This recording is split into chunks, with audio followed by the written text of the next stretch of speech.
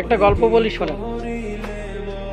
এক দেশে ছিল এক ওঝা, তার কাছে একটা জিন ছিল। তো সে জিনটাকে সে সবসময়ের জন্য কন্ট্রোলে রাখতো, জিনটাকে দিয়ে সে বিভিন্ন রকম কাজ করাইতো। তাকে একদিন এক লোক এসে বললো যে হুজুর আপনার জিনটা আমাকে কিছুদিনের জন্য দেন। তখন সে লোক বলল তুমি জিনকে তুমি কন্ট্রোল করতে পারবা না।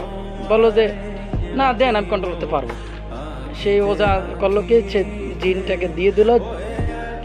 সে লোকটা জিন নিয়ে গেল, নিয়ে যাওয়ার জিনের সর্দার বললো আমাদেরকে কাজ দেন।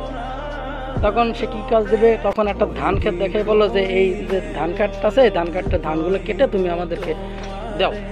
তো জিনেরা সেই কাজগুলো 2 ঘন্টার ভিতর করলো। আইসে আবার বললো কাজ দেন। তো কাজ দেবে, কী কাজ দেবে, তখন একটা ফাঁকা মাঠ দেখাই বললো এখানে একটা পুকুর কেটে দাও।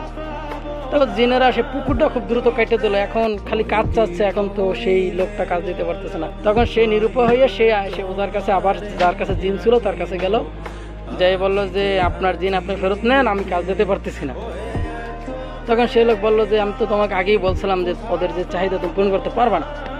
তখন সে জিনের সর্দারকে আবার বললো যে তুমি আমার কাছে চলে আসো। তাই ওই লোকটা আবার বললো যে আপনি যে এদেরকে কন্ট্রোল কীভাবে করে রাখেন। তা বললো যে কীভাবে করে দেখবা। তো জিনের সর্দার বললো যে আমাদেরকে কাজ দেন।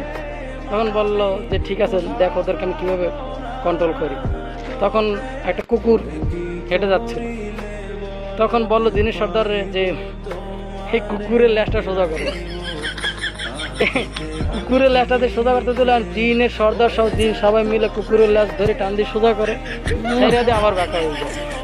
এরকম সারাদিন সারা রাত চলতে লাগলো, কুকুরের ল্যাস তার সোজা হয় না। ঠিক আছে, যে আমাদের সমাজে কিছু মানুষ আছে যাদেরকে আপনি যত বুঝান ওরা বুঝবে না, যত ওদেরকে ভালো করতে চান ওরা ভালো হবে না।